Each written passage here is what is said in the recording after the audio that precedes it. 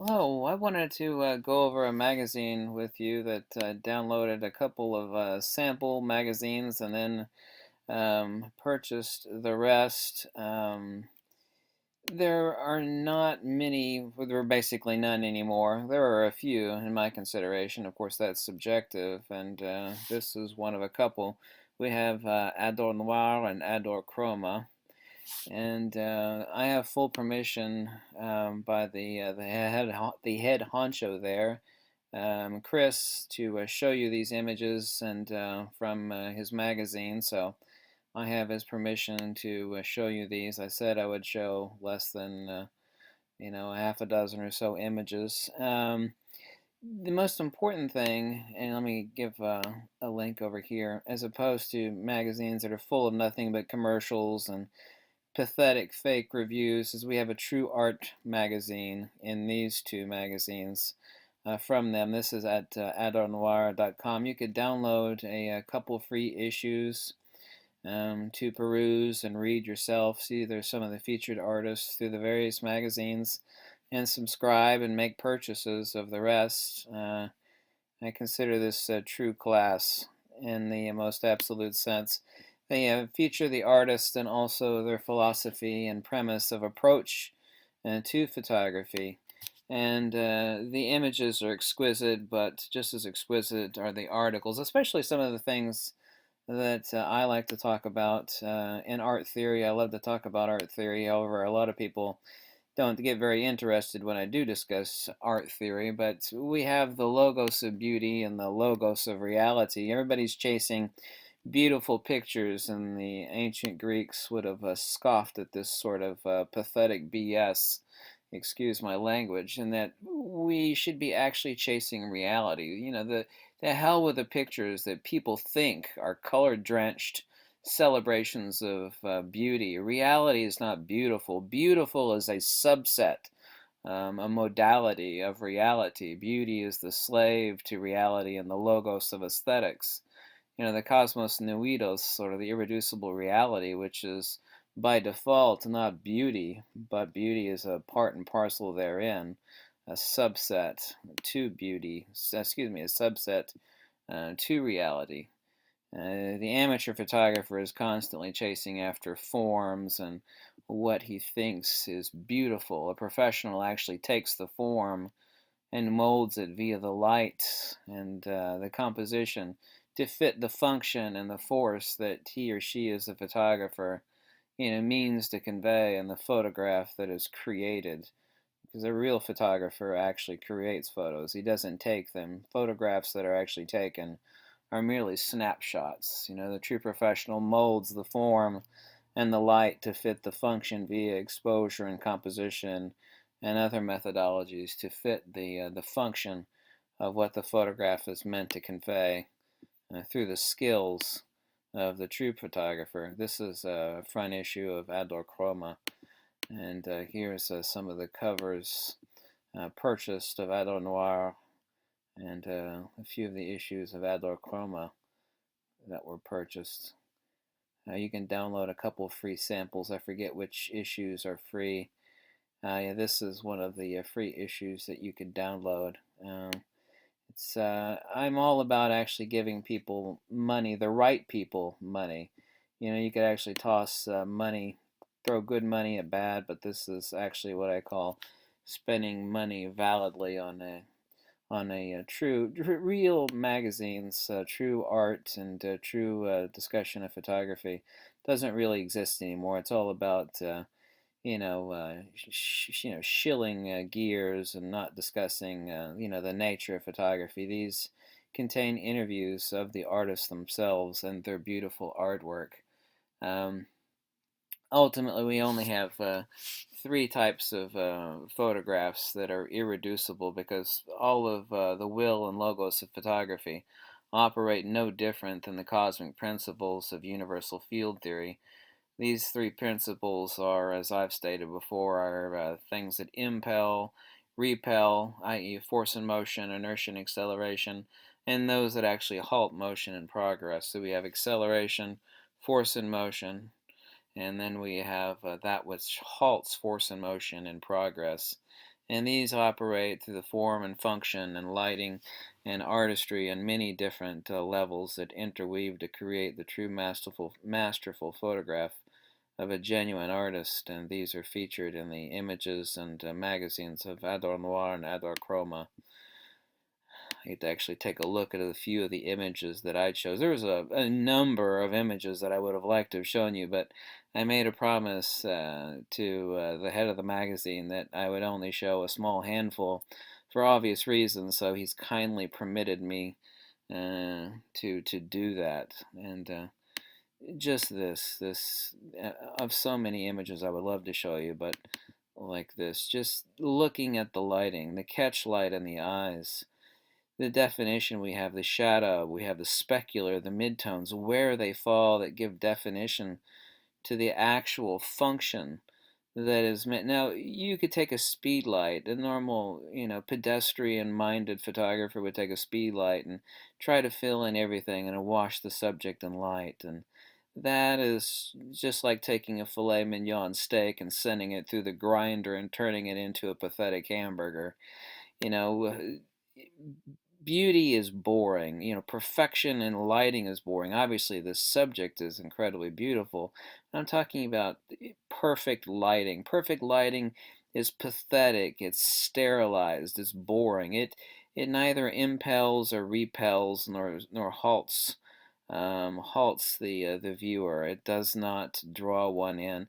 The negative space, the via negativa, the notion that everything has to be either lit or evenly lit is one of the most pathetic nonsenses that really plagues modern photography. I could make God knows how many hundreds of videos on art theory, but most people don't want to hear it. I'm not saying that I don't know what I'm talking about on art theory, it's just that it kind of bores a lot of people, but it shouldn't, because this is the core, the quintessential nature of comprehending what it is you should be looking at. And I get so utterly sick of people talking about sharp image. I mean, look at this. Look at this image. This is perfection. It stands alone at a pinnacle of true function that the photographer intended. Not only that, it works in its desired function, in simplicity, and there is nothing sharp here. Notions that edge clarity and um, uh, you know, uh, color gradation must be sharp transitions is ludicrous. If that's the case, then 20 and $30 million impressionistic paintings are, absolute fantasies, but they're not. They're a reality. Smart, wise, intelligent, artfully skilled, rich buyers pay tens and millions of dollars of their money for impressionistic art because it moves, whether it impels or repels, or it halts motion, or it causes one to wonder and fill in the void. Now, what the mind fills in is not only the black spaces in the photographic art form. I cannot stand the notion that everything has to be evenly lit. It makes me sick. What the mind does not see, what the eyes don't perceive, that the mind fills in. That makes actually a photograph much larger than it is. A perfectly lit photograph leaves nothing to the mind to fill. The catch light on this and the function that's been employed to this photograph is absolutely perfect. It is stilling in its own regard. It's absolutely perfect as it sits. The notion that someone didn't blast this photograph with light like an amateur photographer. This is a true expression of the function and the form that the photographer was trying to express. The photograph is much larger in the mind than it is on the screen to be viewed. I mean, this is irrefutable, and this is certainly one of those photographs. And the artists are interviewed about their photographs in Ador Noir and Ador Chroma. What photographer out there today is showing stuff like this on their Flickr page? None. They don't have the minds to think like this. They're not thinking about light. They're not thinking about the function of the form that is meant to be expressed. You know, reality is not beautiful and high resolution. Reality reality has as one of its very, very, very small subsets perfect beauty. And, the notion that we're constantly chasing after beauty in photography is kind of sickening and deplorable. Obviously, this subject is incredibly beautiful, and the entire image is now look at this image. I mean, all of these artifacts. I don't know. Actually, this one was created. You actually do this one in Photoshop, or you could actually do this the old way via the old methodology of. I don't know if this was a recreation of an old type print or if this was done in Photoshop. You can actually do it both ways now, and it's confusing. But the notion that we would even have artifacts like this and these bubbles and so it's great. That is perfection the way it stands. It's meant to be this way. It's perfect in the way that it is. This is the same reason why master car collectors, when they find a barn find old car, one thing that actually detracts from its value is wiping away or washing away the 60 years worth of dust that like a classic old car has. These people that actually go hunting down old cars will tell you that one of the worst things you could do with a valuable old barn find is take a hose and a water and clean it up and make it look nice. I mean, that sort of perfection and the classic beauty of that what the patina that car has collected over the decades is priceless. It actually radically decreases its value seeking perfection is boring. To hell with perfection. This is perfection in and of its own right. I'm talking about the perfection that people try to correct, which takes away from the perfection of the function of the photograph that was intended by the master photographer that created this image. I'm not saying that it's not perfect. I'm saying there are different ideas, and most of them are incorrect about perfection. Anybody else would think this was a shot they accidentally took, while they're adjusting their camera. They would never post this. This is beautiful. Stuff like this, some of the images like this are some of the best photographs that I've ever seen. Stuff that I'd want a large print of and hanging on the wall. Totally blurry. Subject, time exposure. Subject is totally blurry. People don't think like this. This is a true piece of art. This is beautiful. The mind feels it. We don't need to see sharp lines. That isn't reality. You know, that is not reality. This is the logos of reality.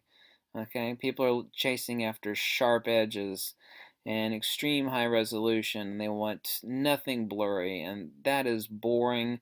That's not reality. That's the cosmos ethos. That's not the cosmos nuidos. We're looking for the noetic side of the true form and function of the photograph. The articles in this magazine set, both magazine subsets, are exquisite. I wished I could show you more images, but I made a promise to only show a small handful since they are belong to the artist and to the magazine. So I have his permission from Chris to show you these. And go to his website and download a free copy and purchase some of his other magazines, including the current issue of Artur Noir. And take a look at what a real art magazine is, because they really don't exist anymore. Thank goodness there are still a few of them left. And thanks for watching, okay? Bye.